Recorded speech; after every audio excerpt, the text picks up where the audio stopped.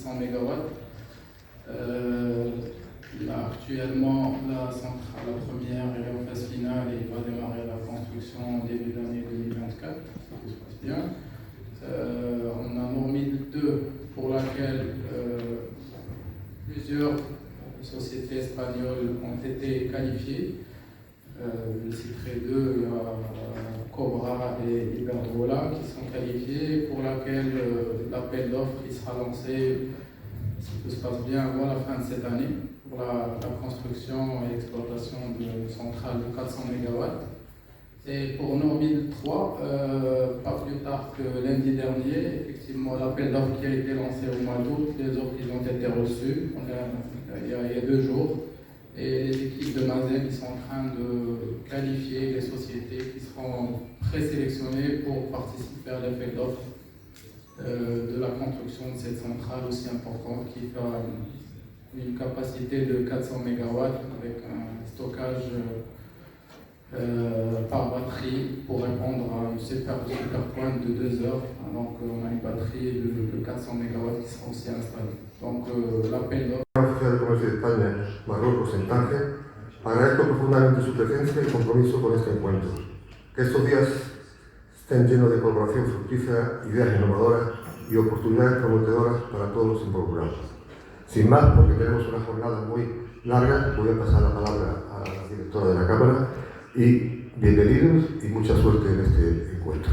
Hacia el futuro, que lo planifica y digamos que la orientación básica de la economía del país se tiene ya muy definida por fundamentalmente el nuevo modelo de desarrollo y luego las orientaciones reales, que son una especie de actualización de estos objetivos regular que hace su Consejo del Rey.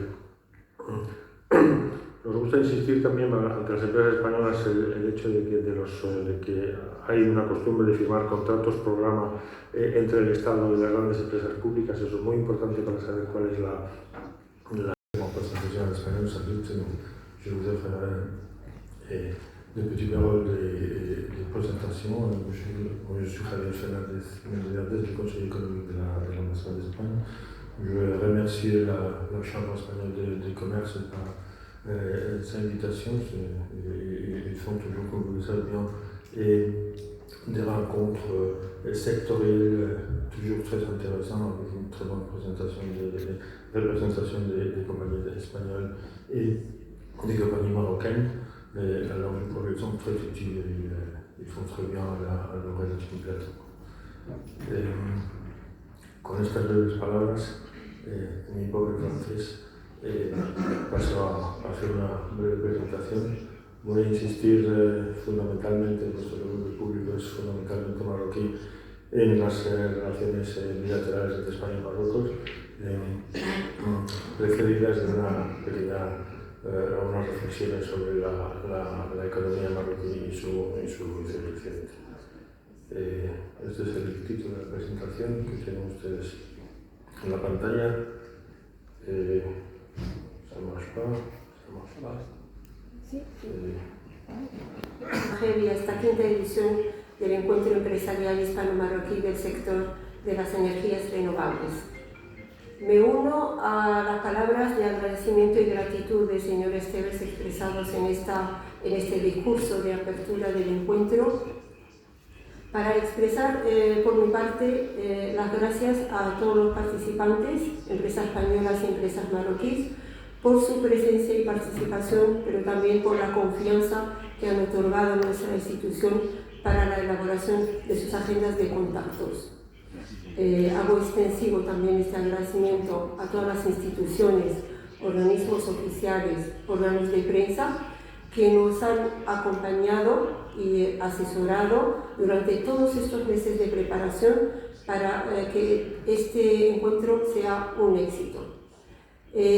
Por supuesto, sin dejar de lado a todos los ponentes que forman parte del primer bloque del programa de este encuentro, y también a todos los panelistas de las mesas redondas por su inestimable aportación, contribución, apoyo y ayuda en esta acción.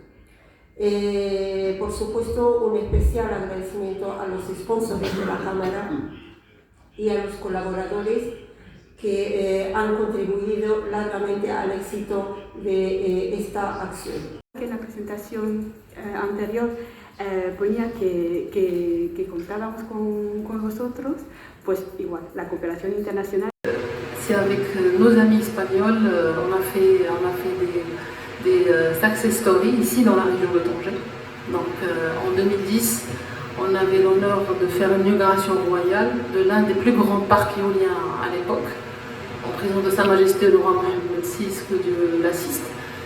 Et notre turbinier, c'était Gamesa Eolica, le fabricant espagnol leader à l'époque. Donc voilà, c'était juste une petite introduction. Pour ceux qui ne connaissent pas très bien le secteur au Maroc, je vais être très brève. Donc l'ONE, bon, l'Office national d'électricité qui est devenu avec l'eau potable, c'est l'un des opérateurs historiques, le monopole qu'il a eu dans le secteur d'énergie, dans la production, le transport et la distribution. Sur le renouvelable, le Maroc, on a connu une tournure extraordinaire en 2009.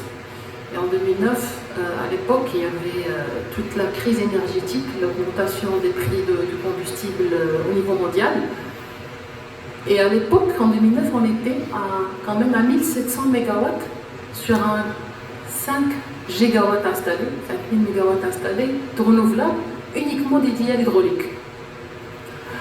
Donc, pour l'éolien spécialement, je pense que le Maroc s'est distingué par le lancement de son premier parc éolien ici dans la région de Tanger depuis 1999.